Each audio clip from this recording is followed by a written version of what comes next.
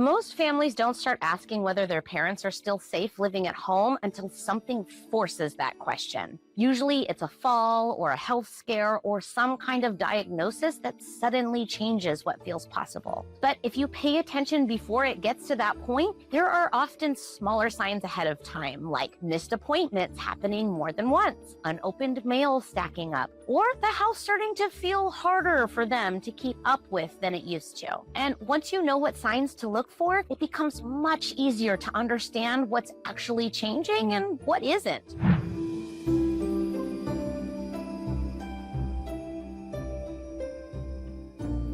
In the last video, we talked about how responsibility usually starts forming inside families when parents begin needing more support. And once that part becomes clearer, the next question people usually start asking is the one that feels the most urgent anyway. Are they still safe living where they are right now? So that's what we're going to walk through today. If you're new here, hi, I'm Chris Rainwaters, your favorite real estate witch and a licensed realtor here in Southern California. And a big part of my job isn't helping people buy or sell homes. It's helping families navigate the major transitions that happened around those homes. And aging parents is one of the biggest. This is video 3 in an 8-part series, so if you haven't watched the first 2 yet, I recommend starting there because they explain how all of these pieces fit together. I'll link it in the description for you.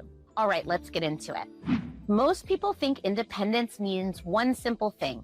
Are they still living alone? But that's not actually what independence means. Real independence means someone can safely manage their daily life without support. And those are two very different things. So when families are trying to understand whether something is changing, there are usually 3 places that I suggest looking first: physical safety, daily life management, and the house itself. Because sometimes it's the person changing, and sometimes it's the environment changing, and sometimes it's both.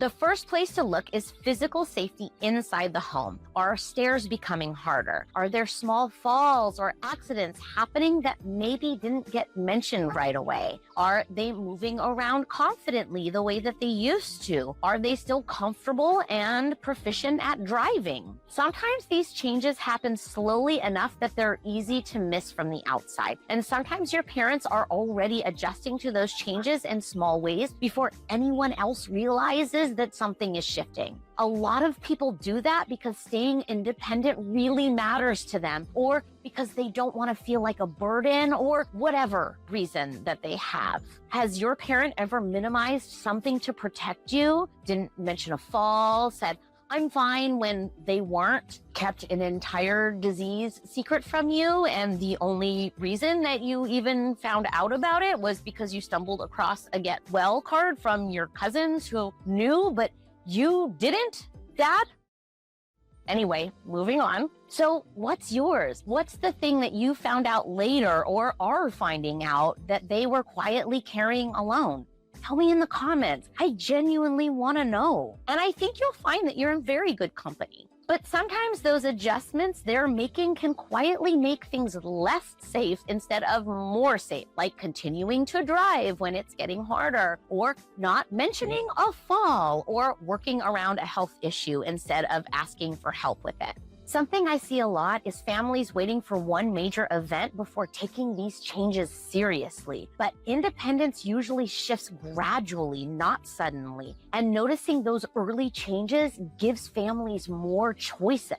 The second place to look at is the quieter side of independence. Are bills still getting paid on time? Are medications being taken correctly? Are appointments being remembered? Are finances being taken seriously? And is the house being maintained in the way that it always was? Here's something I want you to think about. Not answer out loud or comment, just think about. The last time you visited, did you actually look the mail pile, the fridge, the pill organizer? Because a lot of families are surprised when they pay attention. Some are relieved, but you don't know until you look. Have you had a chance to really take stock lately? These things can feel small, but together they tell you a lot about how daily life is actually functioning.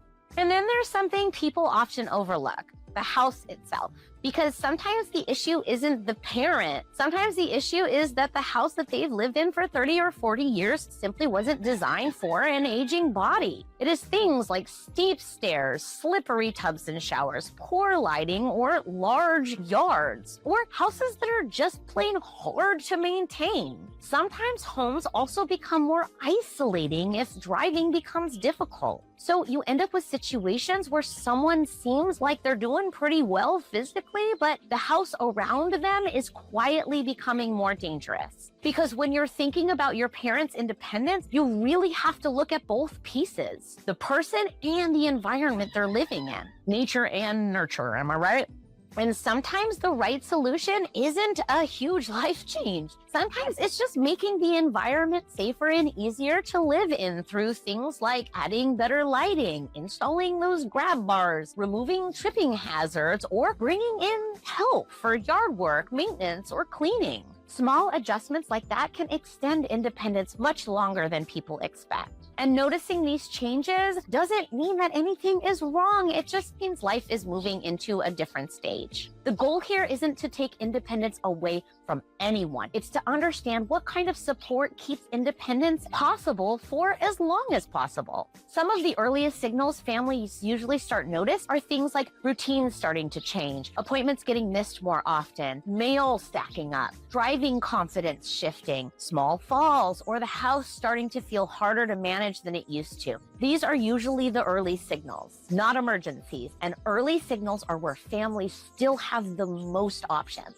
Because once you start looking at independence and safety, you may realize pretty quickly that something is probably gonna have to shift at some point. And that leads to the next big question most families eventually have to face. What are the realistic living options as parents get older? The goal here isn't to make a perfect decision ahead of time. It's to understand what your options even are before you're forced into making one under pressure and with limited time and information. So in the next video, we're gonna walk through what those options actually look like and how families usually decide between them.